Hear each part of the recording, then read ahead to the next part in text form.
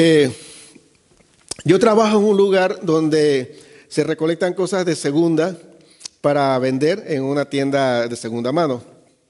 Y llega de toda clase de cosas ahí, pero me llamó la atención que esta semana llegó algo curioso. Era una placa de las que se ponen en las calles para decir el nombre de la calle. Y el nombre de la placa o de la calle era Kreuzweg. Los que saben alemán entenderán, Weg es calle o vía, ¿no? Ese era el camino de la cruz. Yo lo interpreté así. Yo fui a buscarlo en el traductor y me salió Calvario. Y entendí que el Calvario no solamente es un lugar de la cruz, sino también es una vía, es un camino, es una ruta que nosotros tenemos que seguir. Y nosotros como cristianos, por lo menos lo que venimos de tradición católica, general, global, sabemos que este domingo se está celebrando el Domingo de Ramos o de Palmas. Y se conmemora algo muy especial e importante en la vida de un cristiano, y es que la entrada triunfal de Jesús a Jerusalén, montado sobre un pollino de asna. Al principio yo pensaba que era montado sobre un pollito. Me di cuenta que estaba muy pequeño para que Jesús lo montara. Un pollino de asna es como una cría de una asna, ¿no? De un burro, de un asno. Y eso es lo que quería Jesús, porque se cumpliría una profecía que está escrita en Isaías. Pero la entrada triunfal, entre comillas, de Jesús en Jerusalén, en realidad era, como dice el título de la prédica del día de hoy, era la ruta al Calvario. Porque a pesar de que todo el mundo estaba celebrando y festejando, había con palmeras, dice que tiraban las túnicas, los mantos ahí para que pasara tipo de un rey, ¿no? Y como decíamos y leíamos en el pasaje de hoy, del día, lo que gritaban y proclamaba la gente, dice en Lucas 19:38, bendito el rey que viene en el nombre del Señor, paz en el cielo y gloria en las alturas. ¿A usted les suena conocido esto? Paz en el cielo y gloria en las alturas. ¿Quiénes cantaban eso? Los ángeles cuando nació Jesús. Y ahora cuando entra Jesús en Jerusalén, la multitud canta lo mismo. O sea, confirma y ratifica de que es el Hijo de Dios y de que quien está entrando en la ciudad es nada más y nada menos que el Mesías. Y ese es un momento, wow, de reconocimiento, de alegría, tipo del nacimiento. Nació el Salvador y todo esto. Pero para la multitud era eso. Pero para Jesús era el inicio de su ruta al Calvario. Y es algo muy curioso saber y entender, como predicamos en otras ocasiones, es que la visión espiritual, el 3D, es la profundidad de las cosas naturales que pasan en el plano 1 y 2. Nosotros a nivel visual y a nivel emocional podemos ver algunas cosas, pero a nivel espiritual hay cosas mucho más profundas que están sucediendo. Más allá que un hosana, que gloria a Dios en las alturas, más allá de eso, estaba transitando el Cordero que iba a quitar el pecado del mundo rumbo al Calvario, rumbo a la cruz, rumbo al sufrimiento, rumbo a la muerte. Y nosotros vemos algunas cosas y Dios siempre está viendo otras cosas distintas. Pero nos toca a nosotros poder entender algunas cosas que Dios está haciendo y no lo podremos hacer nunca si no estamos en sintonía con el Espíritu. Por eso yo siempre animo a que podamos tener nosotros una buena comunión con el Espíritu Santo, con Dios, mediante la oración, mediante los tiempos de comunión, de reflexión, de leer la palabra, de tener intimidad con Dios, porque es necesario que nosotros podamos ver la profundidad de las cosas que suceden a nuestro alrededor y no solamente juzgarlo a nivel humano o visual y decir, lo descalifico o sí lo apruebo, cuando la profundidad de lo que sucede en la vida de las personas va mucho más allá de lo que nuestra vista ve. Y somos fáciles juzgadores, ¿no? Descalificamos a mucha gente por decir, este no es ni cristiano, este sí es un siervo de Dios. Porque es que nosotros están viendo cosas, pero la profundidad de Dios está haciendo un trabajo distinto o lo ve de una forma distinta. Hay algo que sucedió ahí y que, bueno, esta entrada triunfal está narrada en los 4 evangelios. Pero en el evangelio de según San Juan, se narra un detalle importante exactamente después de la entrada triunfal de Jesús a Jerusalén. Las lenguas que tengo yo en la cabeza, hoy ya oyendo tanto francés también, tengo que pedirles a ustedes, s'il vous plaît, paciencia. Hay una cosa que aconteció y que llama la atención, y dentro de lo que aconteció hay un versículo, un pasaje que mucha gente conoce, pero no se sabe el contexto de la cosa, ni la razón ni el por qué. Y en este día, como maestro que me gusta hacer de la palabra, no es porque sea el gran maestro, sino porque me gusta mucho enseñar la palabra, me complace en poder presentarle a ustedes un pasaje que habla de algo muy curioso e importante. Juan capítulo 12, versículo 20 al 26, dice: había ciertos griegos entre los que habían subido a adorar en la fiesta. Estos pues se acercaron a Felipe, que era de Betsaida, de Galilea, y le rogaron diciendo: Señor, quisiéramos ver a Jesús. Felipe fue y le dijo a Andrés. Entonces Andrés y Felipe se lo dijeron a Jesús. Jesús le respondió diciendo: ha llegado la hora para que el Hijo del Hombre sea glorificado. De cierto os digo que si el grano de trigo no cae en la tierra y muere, queda solo, pero si muere, lleva mucho fruto. El que ama su vida la perderá, y el que aborrece su vida en este mundo para vida eterna la guardará.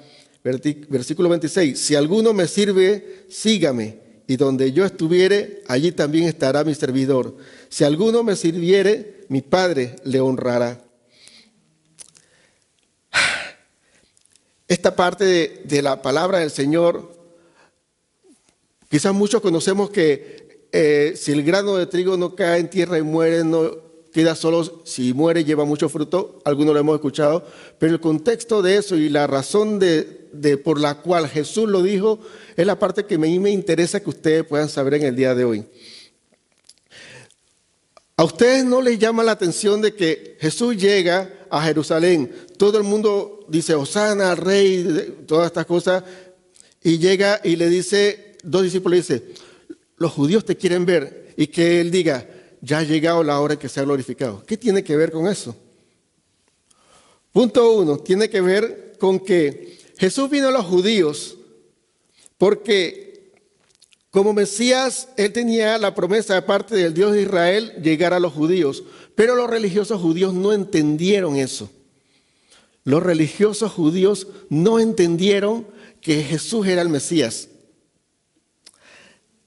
Sin embargo, cuando llega la fiesta, voy a quitarlo para que no distraiga un poco, cuando llega la fiesta de la Pascua, que es Pesaj, se llama así en hebreo, llegan incluso personas griegas. Ahora, los griegos para los judíos en ese tiempo eran el resto de las personas del mundo. Cuando en la Biblia, en el Nuevo Testamento, se habla de gentiles, está hablando sobre todo de los griegos, pero más que nada de la gente que no era judía. Entonces, el detalle con esto aquí es que cuando Jesús dice que ya ha llegado mi hora, porque unos griegos están preguntando por él, significa es que si los judíos no entendieron el plan de salvación, los griegos están interesados en eso. Y no solo los griegos, sino que el mundo está interesado en ello. Porque Jesús lo explicó muy fácil a Nicodemo, aunque bueno, lo entendemos nosotros ahora, en ese tiempo no se entendía. En Juan 3:16, Jesús le dijo: porque de tal manera amó Dios al mundo, que ha dado a su Hijo unigénico, para que todo aquel que en él crea no se pierda, mas tenga la vida eterna. De tal manera amó Dios al mundo. No estaba hablando de los judíos, al mundo entero. Porque Jesucristo vino a salvar al mundo, a todos los que se habían perdido. No vino solamente a ser el Mesías judío, vino a ser el Salvador del mundo. Por lo cual usted y yo estamos aquí sin ser judíos, creyendo en Jesucristo, porque si no, estaríamos creyendo en el Mesías de los judíos, pero el nuestro no ha llegado. Pero Jesús vino a salvar al mundo, vino a salvarte a ti, a mí. Nos vino a salvar a cada uno de nosotros, y eso lo empezó, y eso es algo que cuando Jesús entendió que ya la gente no judía estaban interesada en el Mesías, dice: ya entonces se cumplió esto. Los judíos, algunos entienden el asunto del plan de salvación, pero el resto del mundo ya tiene el corazón abierto. Ahora es el momento en que se va a glorificar el Hijo del Hombre, dice en las palabras textuales de Jesús. Y para Jesús el que los griegos ya quisieran y estén interesados. Ahora, noten una cosa, dice, los griegos le rogaron a Felipe que querían conocer a Jesús. Era algo, no era que le pidieron, que le preguntaron, que le sugirieron. ¿Tú crees que podría ser posible? O sea, necesitamos, o sea, es un ruego, era una necesidad. Entonces, cuando ya Jesús ve esto, dice, el plan ha avanzado muchísimo, ya yo estoy llegando aquí. Padre, tú tienes todo en control. Justo cuando yo estoy llegando aquí, ya se están abriendo los ojos de aquellos que no conocían ni siquiera del Dios de Israel. Pero para el corazón de ellos se está abriendo la oportunidad de que yo sea su Señor. Y eso es grande, y eso es muy importante. Entonces, la otra parte es que Jesús lo había dicho varias veces. Como le decía, leímos la entrada triunfal en Juan 12, pero en Mateo está en el capítulo 21, la entrada triunfal de Jesús. Pero hay algo curioso y es que Jesús siempre estuvo, no voy a decir siempre, Dios estuvo un tiempo diciéndole a los discípulos todo lo que iba a suceder. Y los discípulos, no por querer juzgarlo, porque a nosotros nos pasa igual, muchas veces Dios nos habla y vamos por la ruta donde Dios nos ha dicho que vamos a pasar y estamos como estando en las nubes, ¿no? Sin darnos cuenta de lo que está pasando. Pero Jesús, vamos a ver Mateo 21, no vamos al 21, vamos a Mateo 16. Mateo 16 dice, desde entonces Jesucristo comenzó a declarar a sus discípulos que debía ir a Jerusalén y sufrir muchas cosas de parte de los ancianos, de los principales sacerdotes y de los escribas, y ser muerto y resucitar al tercer día. Capítulo 16 de Mateo. Y estamos que en el capítulo 21 de Mateo es que Jesús entra a Jerusalén. Y después del 26 para abajo es que está en la crucifixión. Pero desde el 16, con mucho tiempo, Jesús está hablando acerca de ser muerto, de entrar a Jerusalén para sufrir y que lo mataran. Entonces, eso lo podemos ver también en el 17, 22, 23. Dice que estaba en Galilea con los discípulos y les dijo, yo tengo que ir a Jerusalén y ser muerto. En Mateo 20 hay algo interesante, dice, 22 al 23, dice, subiendo Jesús a Jerusalén, tomó a sus 12 discípulos aparte en el camino y les dijo, he aquí subimos a Jerusalén y el Hijo del Hombre será entregado a los principales sacerdotes y a los escribas y le condenarán a muerte y le entregarán a los gentiles para que le escarnezcan, le azoten y le crucifiquen, mas el tercer día resucitará. Yo no sé si a usted, usted póngase a pensar algo. Dios, cuando va a hacer algo contigo, si tú no prestas cuidado, ya Dios le ha dicho a uno antes algunas cosas, le ha advertido. Pero uno cree que, no, eso no me va a pasar. Y va a ser como Pedro, ¿no? Que Jesús le dijo, yo tengo que ir a Jerusalén, ser entregado y morir. Y dije, pero, que esto no te pase. Uno dice, no, sufrir, no, yo no, soy cristiano. Mira, vas a tener una enfermedad. No, pero yo soy cristiano, yo soy sano. Mira, te van a robar, va a haber una quiebra, vas a tener una crisis económica, vas a estar en un momento de mucha dificultad, pero yo soy cristiano. Pero ¿sabes qué? Muchas veces es necesario que nosotros pasemos por un calvario, porque la ruta calvario está destinada para los cristianos. Esto se llama Casa de Esperanza, este lugar. Pero quiero que sepan que cuando le hablo de la ruta Calvario, no dejo de hablar de esperanza. Porque la ruta Calvario nos lleva no solo a una muerte, sino que nos lleva a una resurrección. Y esa es la parte más importante. La prueba y las dificultades y el proceso no solo nos llevan a tener momentos de dificultad, nos lleva a tener un fruto, a tener un producto final terminado y tener la satisfacción de que el proceso funcionó para algo. Decía Jesús una parte muy importante, es que si el grano de trigo no cae en tierra y muere, queda solo. Y es que nosotros en nuestras vidas, si no somos procesados de verdad, no somos de bendición para nadie. Simple y llanamente así. No lo voy a adornar, no puedo decir otra cosa extra, quiero nada más decírselo como una sola línea. Si nosotros no somos procesados, no seremos de bendición para nadie. Simple. simple. Nosotros nos quejamos, a nosotros nos duelen los procesos. Las cosas difíciles son difíciles, no son fáciles. Ser cristiano es tener aflicción. Dice, en el mundo tendréis aflicción, pero confíen, yo he vencido al mundo. O sea, porque ¿qué pasa? Que la victoria está segura, pero el sufrimiento es fijo. Eso está ahí, eso va a pasar. El crecimiento es algo doloroso.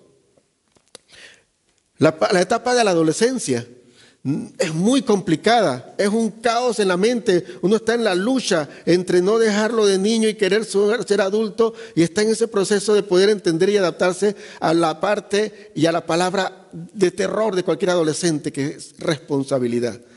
Uno tiene que asumir responsabilidades, pero de la A a la Z, por todos lados, porque cuando uno es adulto uno tiene que ser responsable, y ese es uno de los choques dentro de las otras cosas que hay, de los más grandes que hay en la vida de un adolescente. Afrontar la responsabilidad que tiene que hacer en su vida, que tiene que hacerse cargo de su vida y hacerse cargo de cosas muy importantes y prioritarias. El choque más grande del ser humano, del cristiano como humano, es entender que un cristiano tiene que entrar en un proceso, que un cristiano como proceso tiene que pasar por dificultades, que un cristiano como proceso tiene que pasar por muerte. No muerte física necesariamente, aunque está incluida en algunas ocasiones. Y eso no tiene nada de malo, porque cuando estamos ausentes en el cuerpo estamos presentes en Cristo. O sea, y un cristiano no deberíamos de tener temor a la muerte. Obviamente está el cariño con los seres queridos y todo esto, pero nuestra meta suprema es estar en la presencia del Señor. Y la meta suprema solo se logra con la muerte. ¿No se han dado cuenta? ¿O no nos ha caído el 5 o la monedita esta de que solo el único requisito para estar en la presencia de Dios en la eternidad es cuando estemos muertos? Entonces, ¿por qué nuestro gran temor? Sería como que tú estás estudiando y te da terror graduarte. Pero si estás estudiando para graduarte. No, estás estudiando medicina y cuando vas a ejercer la medicina te da terror ir a un consultorio porque que estás estudiando para eso, para entrar a un consultorio y ser doctor. Estás siendo cristiano y estás siendo procesado para eso, para estar en la presencia del Señor en la eternidad. Y es sencillo, pero el diablo nos lo ha complicado tanto porque, como decía Jesús en esa parte, en la última parte, yo en esto me estoy saltando muchas cosas, pero la esencia está ahí. Yo voy a tener que poner, la otra parte, el versículo completo. Dice, si el grano de trigo no cae en tierra y muere, queda solo. Y esa es la parte que le decía. Si nosotros no somos procesados, si nosotros no morimos a cosas que nosotros tenemos como prioridad, como tesoro en nuestras vidas, quedaremos solos y no seremos de bendición para nadie. Pero, dice, si muere, lleva mucho fruto. Si nosotros morimos a tesoros o morimos a cosas muy valiosas para nuestra vida, vamos a poder dar mucho fruto a muchas personas. La otra parte de este versículo, de este pasaje, que llama mucho la atención y que yo creo que nosotros muchas veces, por evitarnos el dolor de cabeza de meterle mucho mente a esto, lo pasamos muy por alto, y también porque es un poco fuerte, la pasamos como rapidito. Dice el versículo 25, el que ama su vida la perderá y el que aborrece su vida en este mundo para vida eterna la ganará. Cada vez que Jesús decía aborrecer, no estaba hablando del término que uno entiende acá como menospreciar y hacerle un desplante y pasarle por encima. Porque Jesús dijo una vez, el que no aborrece padre y madre y hijos y todo eso, no es digno de mí. Y obviamente no está hablando de desintegración familiar. No está diciendo que tú odias a tu familia, que tú odias a tus padres, que tú odias a tu esposa, que tú odias a tu esposo, que tú odias a tus hijos. Está hablando de que a cualquiera que pone a esa familiar o esas cosas, ese tesoro por arriba de mí, no es digno de mí, porque yo soy el amor número 1. Yo soy el primer amor en orden de prioridad, no de tiempo. Y si nosotros nuestra vida la ponemos en prioridad en contraste de amar a Dios y de estar en la presencia de Él, nosotros no vamos a estar en la línea de Dios. No vamos a ser herederos de la vida eterna porque amamos mucho la vida. Mientras nosotros más nos aferremos a las cosas terrenales, más nos separamos de las celestiales. Y a mí me da mucho temor cuando hay muchos cristianos por aquí por aquí no, digo por aquí en la tierra, no aquí en Suiza, declarando y atando muchas cosas y proclamando muchas cosas de bendición para estar cada vez más cómodos en la tierra. Cuando nosotros tenemos que hacer maletas para ir al cielo. O sea, hay que pagar impuestos, Jesús lo pagó, hay que cumplir con las responsabilidades, hay que ser buen padre de familia, hay que ser responsable con la factura, hay que ser responsable con tus deberes, con tus hijos, tienes que ser responsable con las cosas que tienes aquí, pero lo que no tienes que hacer es aferrarte a las cosas de aquí y que eso sea tu motor, que no sea tu motivo de venir a la iglesia, la petición de algo material. Que sea tu motivo de venir a la iglesia, crecer espiritualmente, establecer raíces más profundas y ser un gigante espiritual en conocimiento para poder vencer cualquier cosa que el enemigo quiere venir en contra para distraernos, confundirnos o apagarnos y deprimirnos y ponernos tristes. Ya no, es que es un desastre, el mundo está estancado y la vida cristiana es un problema y no se puede. Estamos en proceso. Estamos en la ruta Calvario, estamos en Kreuzweg, o sea, estamos transitando por el Calvario, aunque en algún momento se ve la algarabía, la alegría y los hosana y el gozo, no significa que no vamos camino al Calvario. Aunque hayan momentos donde nosotros vamos a ser humillados, vamos a sufrir mucho, vamos a padecer como Cristo, no significa que no va a haber resurrección, no significa que no va a haber fruto. Y hay que entender que no se trata de lo que pasa en el momento, se trata siempre de lo que Dios tiene por delante. El camino al Calvario empieza desde la entrada a Jerusalén, no cuando Jesús agarra la cruz a cuestas para caminar hacia el Gólgota. El camino al Calvario o la ruta Calvario es la que tú y yo estamos pasando en esta vida como cristianos, como personas, que aunque no nos tenemos la vida totalmente resuelta, tenemos algo claro, estamos caminando en la ruta correcta. Si no se trata de que tengas todas las cosas ahora, se trata de que estés haciendo depósito para que cuando llegues allá lo tienes todo. A ver, estamos en vacaciones de primavera. Muchos del pueblo latino, de los suizos, aquí también, se ahorran, bueno, más los latinos o los extranjeros que estamos viviendo aquí. Durante mucho tiempo, o varios meses atrás, nosotros venimos ahorrando para que lleguen las vacaciones y uno agarra maletas y se va. Entonces, ¿qué pasa? Que uno para lograr tener la satisfacción de un viaje a tu tierra o a visitar alguno de los países que están cercanos a nuestro, se necesita es de privarse de cosas, de abstenerse de cosas, de sacrificarse un poco porque voy a recibir un bien. Entonces nosotros queremos como cristianos recibir todo el bien ahora, sin ahorrar, sin abstenerme, sin nada, y al final tener todo el dinero para salir de viaje. El camino al Calvario es sacrificio. Dijo Jesús una vez: si alguno quiere ser mi discípulo, niéguese a sí mismo, tome su cruz y sígame. ¿Que sígame a dónde? ¿Sígame a dónde? Sígame en la ruta Calvario, porque yo voy para allá. Eso está ligado con lo que dice más abajo, dice: si alguno me sirve, sígame, y donde yo estuviere, allí también estará mi servidor. Si alguno me sirviere, mi Padre le honrará. Ya estamos hablando de llegar a las moradas del Padre, de estar en la partida celestial, de estar con Dios, nuestro Padre amado. Significa que nosotros, igual que Jesús, agarramos esa ruta Calvario. Y hemos decidido de que aunque haya momentos de alegría, eso no me va a hacer sentir muy cómodo, de que como para que yo me aplatane y me quede así, me eche y diga: no, aquí me quedo tranquilo. Tengo que avanzar. Vienen momentos de sufrimiento, vienen momentos de dificultad, vienen momentos de muerte. Bien, pero vendrán momentos de resurrección y vendrá un momento donde se va a culminar el propósito de Dios en mi vida en la tierra y ya estaré en la partera celestial. Les digo nuevamente, antes de tomarme nuevamente el agua, mientras más nos aferremos a la vida en la tierra, más nos separamos de la vida eterna con Cristo. Tengamos mucho cuidado y tengamos eso muy en cuenta. Dios muchas veces te lleva a lugares para procesarte. Dios te lleva a situaciones para procesarte. Dios te lleva a momentos en la vida para procesarte. Alguno tiene alguna dificultad en su casa, alguno tiene una dificultad personal, alguno tiene alguna dificultad en su trabajo.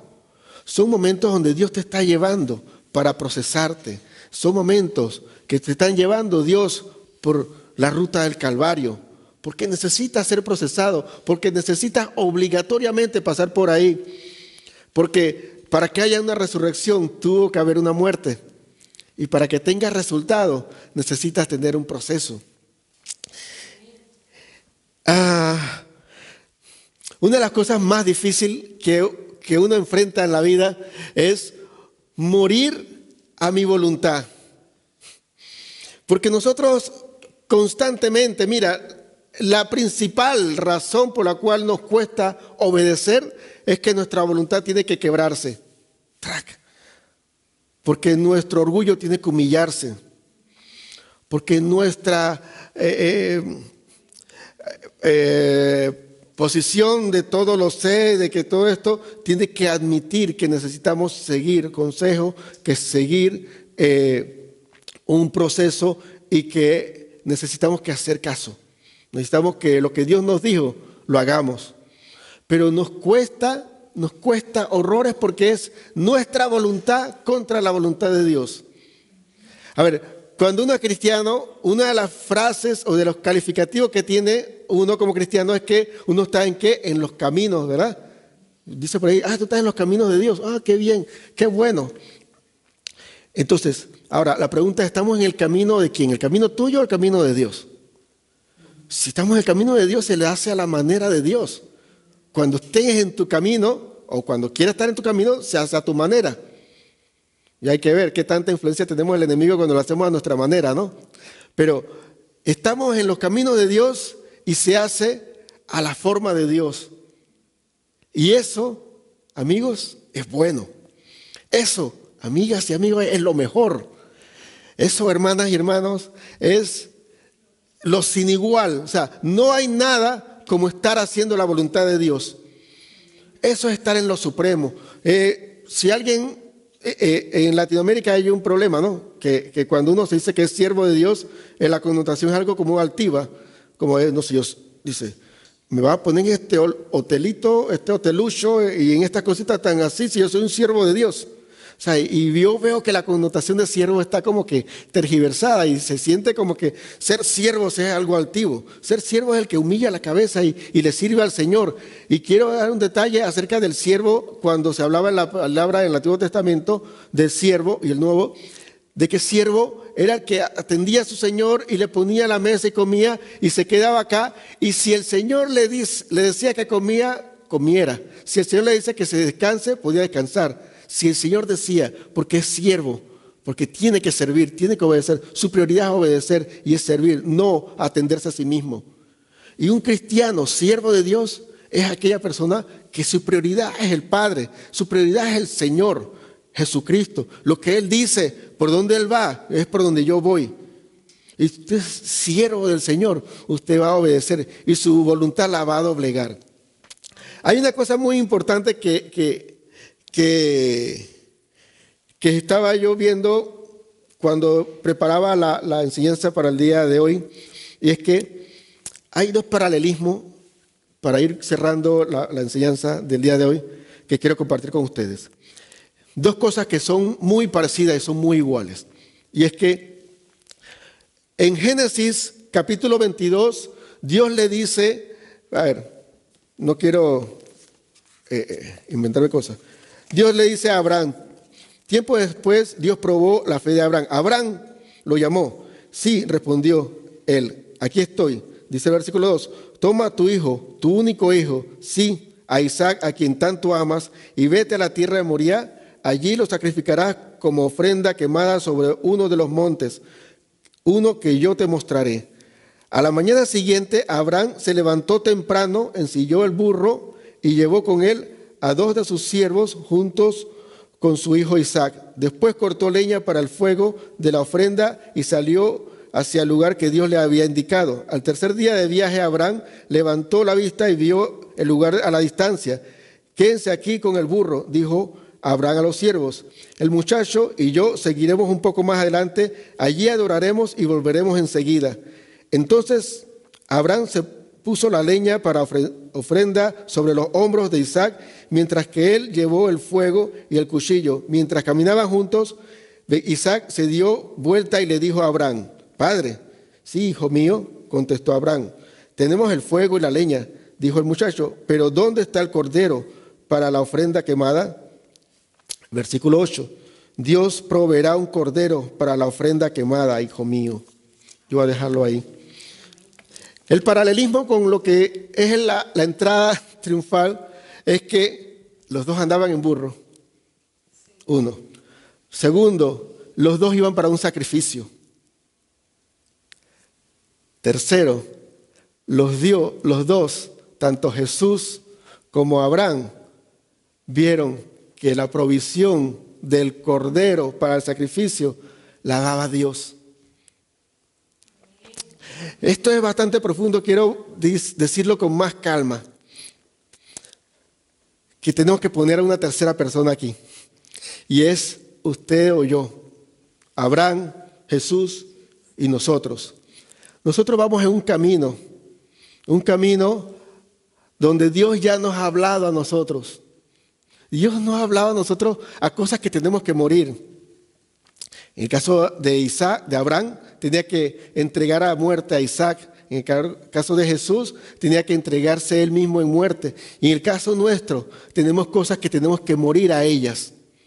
Nosotros, tú y yo, tenemos cosas que Dios nos está confrontando día a día con tanto amor y constancia y perseverancia, diciendo: hijo, hija, muere a eso, no sigas en esto.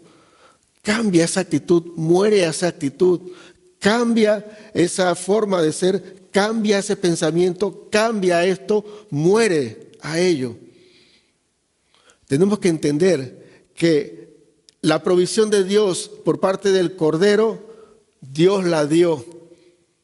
Dios la dio en el tiempo de Abraham con Isaac, cuando antes de matar al muchacho, le presentó un cordero y Abraham no mató al hijo.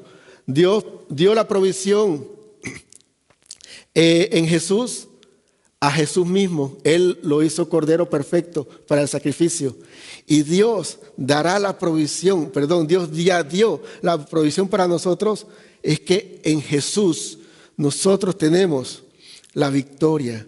Nosotros tenemos la capacidad de poder enfrentar cualquier cosa y morir a cualquier plan de nuestra carne o del enemigo que haya sembrado en nosotros una semilla, morir a eso porque tenemos victoria por medio del Cordero que Dios proveyó para nuestras vidas. La provisión de Dios para tener la fortaleza, para morir a ello, está en Cristo Jesús. Nosotros tenemos que entender es que Dios nos está llamando a morir. Dios nos tiene en este camino llamado Calvario, porque tenemos que morir. Pero no estemos tristes, porque viene la resurrección. Viene la provisión de parte de Dios en compensación de esa muerte que tenemos que nosotros sufrir. Pero es necesario que suframos. No le tengan miedo al sufrimiento, no le tengan miedo al dolor. Imagínense que un fisiculturista le tenga miedo al dolor, nunca desarrollará músculo. Nunca. Imagínate que una mujer que va a dar a luz le tenga miedo al dolor. Nunca nace nadie. Porque es necesario el dolor porque nazca un hijo. Es necesario el dolor para que salgan los músculos. Y es necesario el dolor para que nosotros seamos fuertes espiritualmente. Si no, estamos perdiendo. Estamos perdiendo una y otra vez. Nada más les quiero agregar algo. Un detalle de lo que está en Génesis 22, algo curioso, algo que el hermano José y yo vimos hace tiempo y daba eso en pendiente. Yo le decía, eso viene para una enseñanza bíblica e incluso estábamos preparando un estudio bíblico acerca de Abraham. Pero ahí hay que revelar ahora algo. Dice, ¿a ustedes no le llama la atención algo? ¿Cuántos hijos tenía Abraham? Abraham, a ver, 2. Isaac y Ismael. Isaac es el hijo de la promesa, Ismael es el hijo del invento de la esposa. Vamos a ayudar a Dios y que la sierva tenga un hijo así a través de todo esto. Y cuando Dios le había dicho, a través de Sara te daré un hijo. Pero bueno, tiempo después, en el capítulo 22, existía Ismael. Pero cuando Dios llama a Abraham, en el versículo 2, en el capítulo 22 dice, toma a tu hijo, tu único hijo. He aquí el detalle.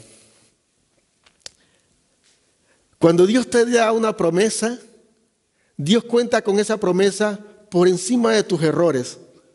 Tú has cometido algún error en medio del caminar con Dios.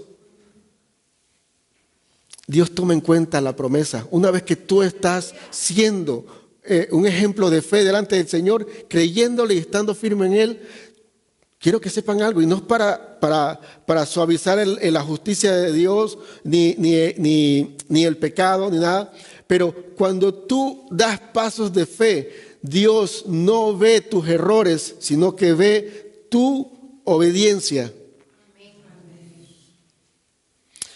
Pero nosotros necesitamos de verdad no estar sin vergüenza y pensar que lo podemos tapar.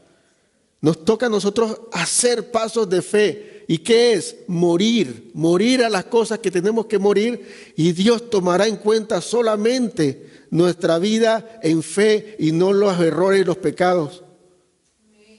Dios no le dijo a Abraham, toma al hijo de la promesa porque el otro no era, este que tienes ahora. Dijo, tu único hijo, o sea, no contó. No contó para Dios el error de Abraham y Sara de inventarse otro hijo para que la promesa sea más rápida. Suavizó. De todas formas, Dios nos tiene a nosotros en la ruta del Calvario. Pero, ¿por qué nos tiene en la ruta del Calvario? Porque hemos sido llamados por Dios con un propósito y estamos en la ruta del Calvario porque necesitamos ser procesados. La ruta Calvario simplemente es el proceso que Dios tiene con nuestras vidas. Tenemos que entender esa parte y tenemos que estar, yo sé, hay que orar para que uno sea sanado, hay que orar para que uno se recupere económicamente, hay que orar para las situaciones complicadas emocionalmente en familia y todo eso se sanen, pero quiero que sepan algo, antes de sanar, antes de recuperar económicamente, antes de restablecer los vínculos emocionales, hay que pasar por la ruta Calvario y hay que aprender. Porque si nosotros caemos enfermos y nos sanamos y no hemos aprendido nada de eso, yo creo que voy a tener que entrar en otra enfermedad nuevamente.